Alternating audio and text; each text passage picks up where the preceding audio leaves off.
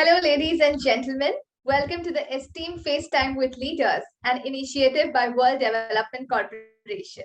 I am Falakzeeb Khan, anchor at World Development Corporation. FaceTime with Leaders is a platform for industry titans to share their experiences, thoughts, ideas, and best practices in order to inspire one another and future leaders. In a nutshell, we attempt to encapsulate the multi-decadal learnings acquired by these industry leaders. We also hope that by conducting these FaceTime with industry stalwarts interviews, we can bring together a global community of eminent personalities. By bringing together such visionaries on one platform, we hope to play a part in inspiring the lives of other leaders. Great learnings from great leaders undoubtedly assist everyone by identifying, nurturing, and using the trade secrets that are proven success formulae for many. And this is what we aim at with these sessions by making them a gathering of industry stalwarts and a knowledge sharing community. We have one such corporate giant on FaceTime with Leaders with us today, Mr. Vikas Verma. Thank you so much for being here on FaceTime with Leaders. We are glad to have you here, sir. Thank you so much, Falak, for inviting me. I'm honored. Same here. Let me just give you a quick brief about Mr. Vikas Verma. He, as an SDG and ESG expert, has over 3.5 decades of experience in private sector and in United Nations.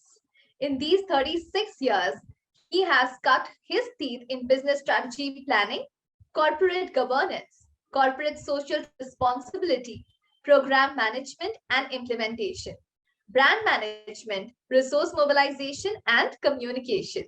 This is apart from his pioneering work on sustainable development goals extending to ESG. In private sector, he handled global brands like Sony, LG, Nestle, Hewlett-Packard, British Airways, Reliance, to name just a few. Currently, he is leading the United Nations Development Program in North India, pioneering and localizing sustainable development goals for almost 15 states in India. During his 13 years of tenure with UNICEF, he pioneered many innovations, some of which were the Child-Friendly Legislators Award, HIV AIDS Caravans, HIV Media Awards in India, and UNICEF Awards for gender-sensitive programming in TV channels and filmmakers in India. Thank you so much for being here. So let me just ask you, Mr. Verma, how and when did you first develop an interest in ESG? So good afternoon, Ms. Falak again, and thanks for inviting me for this chat. Your question about when I developed interest in sustainability takes me back to year 2002. I was at that time Vice President of Lintaz advertising in Delhi, and used to look after the brand strategy and advertising of all the products of LG and few chocolate and confectionery brands of Nestle, apart from a host of other clients which I had in my roster.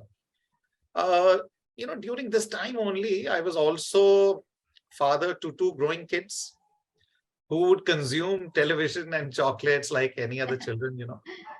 And we as advertisers were pretty happy to find inventive ways of kind of pushing the products on unsuspecting consumers in the name of growth.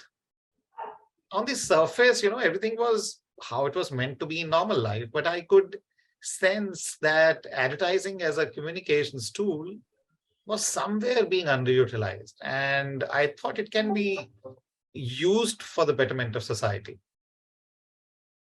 Deep down, I knew that I'm not creating the value in pursuit of profits, And there's also one part of my life which I don't think has been covered by the profile which you just mentioned. And I must tell you that I'm also a practicing Buddhist and part of a social organization for the last 34 years. My mentor, Dr. Daisaku Ikeda, has been an ardent supporter of United Nations and has for the last 40 years been sharing specific peace proposals with UN.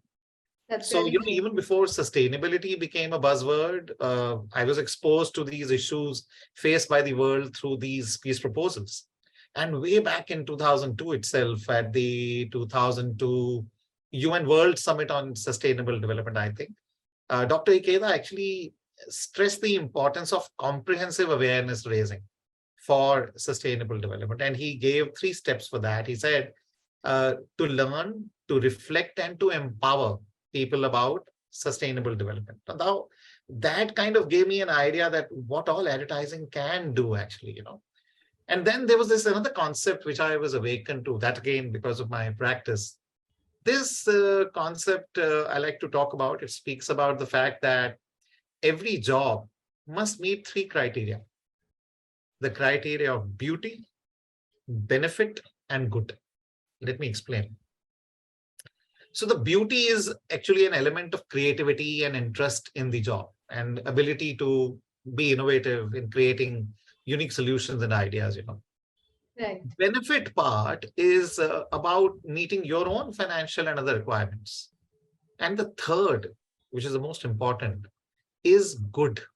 Good as in opportunity to create value for larger societal good.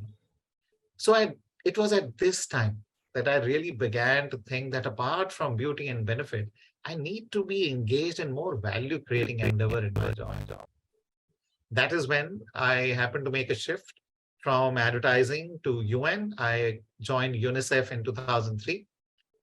And that was the era of MDGs or Millennium Development Goals from 2000 to 2015.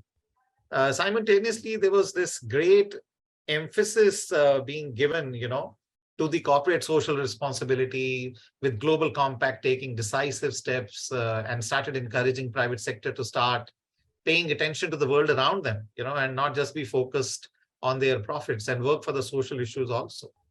Then MDGs gave way to SDGs, and we in UN were all very excited about the new world order emerging in terms of global goals, which were actually signed by 192 countries. Can you imagine?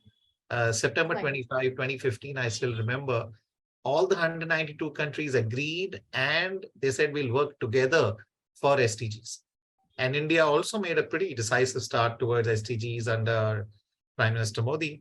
And I too came back to India from Africa, where I was working for 5 years with UNICEF as an international, which took kind of decisive turn when I started the journey towards SDGs and ESG in 2016, when I joined UNDP.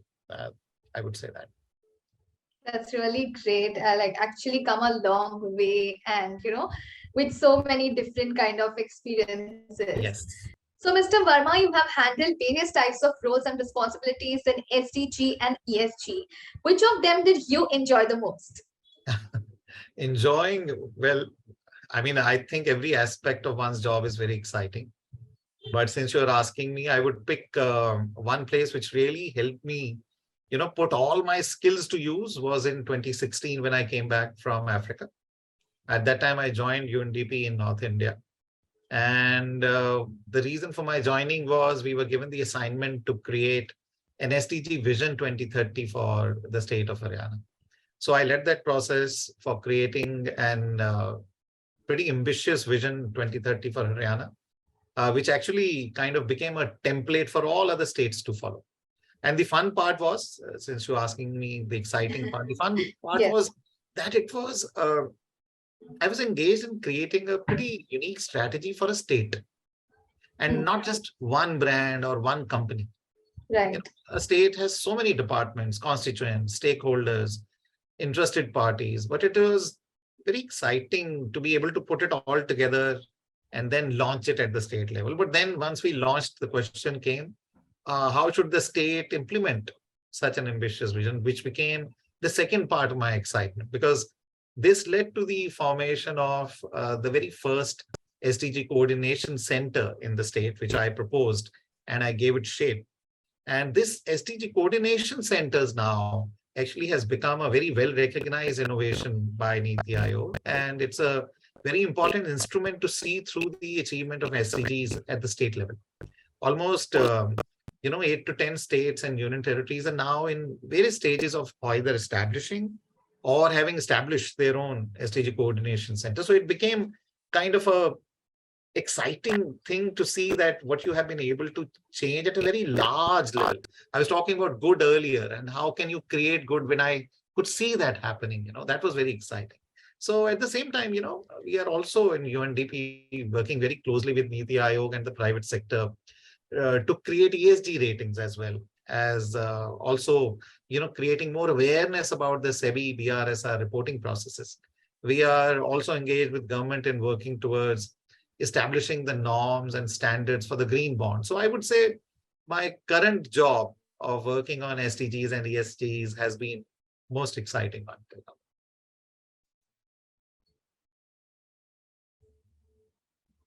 I have just asked you like which of them did you enjoy the most, but I'm sure that you've actually, come across a lot of challenges and everything like throughout your journey. So out of that, I would just like to ask you, what are the 3 key challenges you have faced during your career and how did you overcome them? Challenges. Well, when you talk of challenges, I think every day presents a new challenge and one has to be always ready to face that. Definitely. But speaking of bigger ones, I must say that the bigger one has been managing transitions in life, The second I can say is staying abreast with latest technologies. And the third, for 36 years, I've been working nonstop without a break to stay relevant, if I may say. But I feel that, when I say staying abreast with latest technologies or staying relevant, it's more a subset of the bigger challenge of how to manage transitions at various stages of our life. And transitions I've been facing, whether it can be from one sector to another or from one job to another, or even from one country to another or city to another. I've had a fair share of such transitions in my life. Maybe I can explain a bit. I can start from even the studies which I did. I was actually trying for engineering, but yes, I couldn't crack that in my undergrad level. And then I shifted to economics and psychology honors, completely different. Oh my God. After graduation, again, one thought, what should I do? I pivoted to going towards law and company secretary first, but then I went on to do MBA. And all through, I was thinking I want to actually become an IAS officer. So talking of transitions, and then when I joined advertising after MBA, the first thing that I focused on was initial public offerings, IPOs. And I handled the biggest of them all in 1988 of Reliance. It was called Reliance Khazana. So for 2 years, I did selling IPOs, public issues. And then I transitioned into selling brands and products. From selling public issues, I shifted to selling the brands and products. A big transition because they are 2 different products. And not just that, even within brands, there have been technology brands like Hewlett-Packard and 3Com, Xerox. I handled 2 airlines like British Airways, or 2 consumer durables like I said, LG, and FMCG like Nestle. So you have to transition. I became pretty adept at transitioning from one thought process to another strategy to other brand like that. And then I shifted the industry itself. So from advertising, I shifted to social development sector. And there again, in social development sector, I first went to UNICEF, which is focused on children's issues. And then I moved to UNDP, which is more focused on economic, social, climate change. So very interesting mix of things which came into me. And I, if I will say, transitioned even from city to city. I started from Bombay, Mumbai, and then came to Delhi, Delhi to Hyderabad. I went in UNICEF. From Hyderabad, I went to, Africa, and then came back to India in Chandigarh. So again, the transition. So I can say that transitions have been the biggest challenge. And I can say very quietly that I'm a master at that now. My wife sometimes teases me, enough of it. Why don't you stick around in one place? And so you may ask me how I've been able to kind of work on that. The way I have been able to do is to follow what I call the fresh start approach. The approach like that of a sun, which comes out on duty every day, spreading cheer and sunshine wherever it goes. It doesn't take a break. And I feel if we can approach every day like a fresh day, full of possibilities, we can also very easily create a pretty happy day and a happy future for us. And that's why I'm once again getting ready to pivot myself towards working on the company boards, where I feel I hope I will be an asset, since all the companies are trying to navigate to the new emerging world, which is also fast changing. So just on the side, by the way, I'm also a certified fresh start coach. So I'm sure that would be of help to the boards. Oh, that's great. Where they are looking at reconfiguring, recalibrating their strategies in the light of ESG, etc. I hope that works. That's really indeed very much interesting to know your switch from one, one work to another, and how you've actually come here. So I just want to know, how much technology dependent is your field? Oh, huge, huge. Throughout, I mean, I've seen everything, well, I come from a time when we used to have typewriters and telex and fax machines, right? I've seen times of landlines to cordless phones, and now to mobile phones to smartphones. So yeah, I mean, I'm a product where there were no electricity at that time, to always on internet now, right? From moving paper files to communicating everything on phones now, even down to digital signatures. So I think definitely technology has a huge role. And what changes in terms of technology have you seen during your professional life? And what changes do you foresee with the advent of IoT, AI, ML, blockchain, Web 3.0, etc.? No, I like you said, like I also mentioned, that technology has been part and parcel of my whole profession. And I belong to that generation which has seen so much of a change because of technology. And technology is so ubiquitous now that it has impacted every sector without a doubt. I come from advertising industry, and you can see the sea change in the way digital marketing is bringing, in terms of reaching the customer, and it's changing the whole scenario of traditional media choices. It's no longer what we used to do. Even in social development sector, we have seen tremendous change, and especially post-COVID, there has been 180 degrees change. Now, when we are working with the government, we are only thinking of digital solutions. And government itself is also, kind of relying on citizen data digitization to deliver services efficiently. I don't need to talk about it. We all know the benefits of India Stack. They are well known. So I will not touch about it, but now technology is not just a hygiene issue. I think it is going to be the backbone of the organizations in every way. And technology is also bringing much needed efficiencies and transparency in the once opaque system, which is a very good thing. And that'll go, I think, future also. In fact, our SDG work has been completely focused on the technology usage to augment the monitoring of government schemes, etc. We are trying to bring focus, through the technology for all the departments, all the administrative people, to outputs and outcomes, and not just the outlays or expenditures in the schemes, which was once the only form of measurement of government efficiencies. And technology has a huge role to play here. So I feel from here onwards, I think technology is only going to get more and more, if I may say, consumer friendly. And we will not even realize it. I feel these are going to be exciting times, and whichever organization can embrace it will actually succeed in the race. So, Mr. Verma, as you are now an ESG certified corporate governance expert, what values do you offer the corporate industry? Thanks for this important question, Falak. I must say that I was attracted to the Direct Institute course for independent directors because there was this ESG certification linked to it. I've done work on SDGs and ESG, but kind of never got down to studying ESG in a structured way. So that was really helpful. And second, it helped me also delve deep into my own mission and vision as an ESG expert. But before that, let me share what I have learned so far, and which can be good to understand how can I help.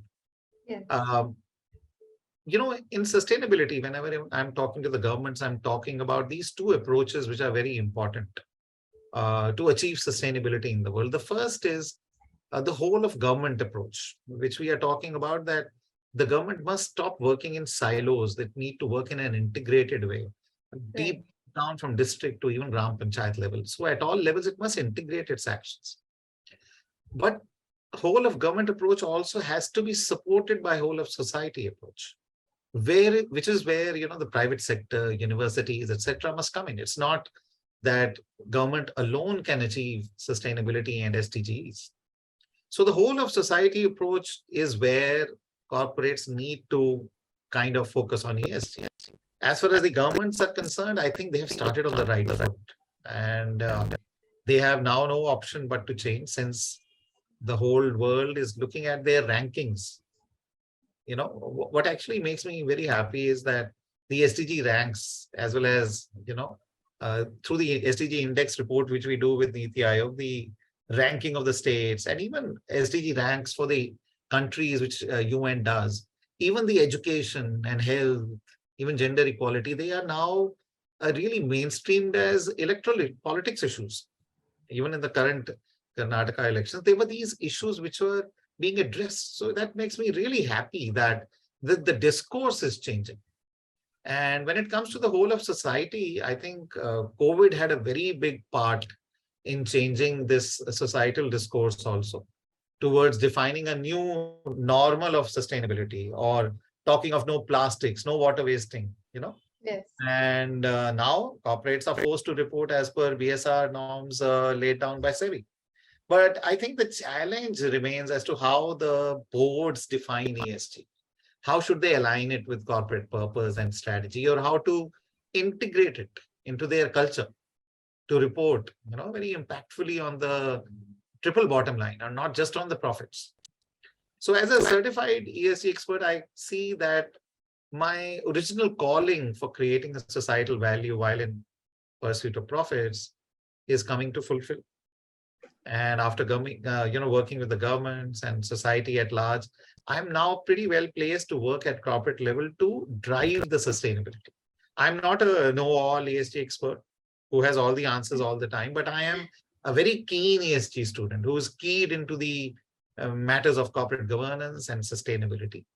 And by virtue of my work for SDGs and ESG, and before that on brand and corporate strategy, I'm very comfortable with aligning corporate strategy with ESG and how companies can benefit from ESG. And again, increasingly stakeholders are asking the companies to articulate, to operationalize the corporate purpose that also kind of accounts for their larger impact on society and the environment, apart from just creating value for shareholders. So I hope I can say that I have a pretty clear understanding of articulating that, since I have a very good communication background, and that for the corporates in a way that it can position them for better opportunities to raise more capital, to project them as genuine concerned corporate citizen and not a fly-by-night operator interested only in short-term profits and selling the company to the next bidder. I may also offer better value on boards because I can help them articulate the triple bottom line in a more impactful manner, given my brand building experience. And most importantly, I feel I can be of help in communicating the ESG strategy for any board, both internally and externally, in a proactive manner, because I think that's the more important part. We have ESG, but we shy away from that. So how to be proactive? I think that when we become proactive, it will help also ensuring better reporting than greenwashing. And lastly, I believe that now the boards have to be future ready for a change. And ESG is a very important aspect of that. And as an ESG certified board member, I will do precisely that, getting the boards to be future ready. That's what I do. That's really great, and indeed a great thought. So as you know, we are building a community of FaceTime with leaders. It is aimed at cross-pollination of knowledge, something that will lead to a robust corporate governance in India and build a community of non-executive directors for its robust framework. So what would you like to say on this? I think it's a very good idea. It's a very important idea whose time has really come. And I must compliment the Directors Institute and World's WCD in identifying a very important gap here. I feel there is a gap. And you guys are trying to create an informed bunch of professionals who can contribute to the corporate governance in India. And I think excellent idea, and I would fully support that. I would like to be actively engaged with that also. Although I feel the program is still in its infancy, and going forward, I'm very sure it will gain from the collective wisdom of the independent directors community. I can only say that I would be more than eager to contribute in this, and you can always count on my inputs, and would be more than willing to strengthen the group in whichever way I can. That's really great. It was fantastic conversing with you, and I'm confident that your insights will inspire the future leaders. Thank you, Mr. Vikas Verma, for joining us today. We Thank wish you you the so best for your future endeavors. Thank you so much, sir. And moreover, trust that this initiative by Directors Institute has unquestionably expanded the participants' understanding and enriched their minds. Thank you so much, Mr. Vikas, time with us. And thank you so much for sharing your insights, your wonderful knowledge, and also letting us know about your journey in ESG, SD. And we wish to connect with you again soon. Thank you so much. Thanks a lot.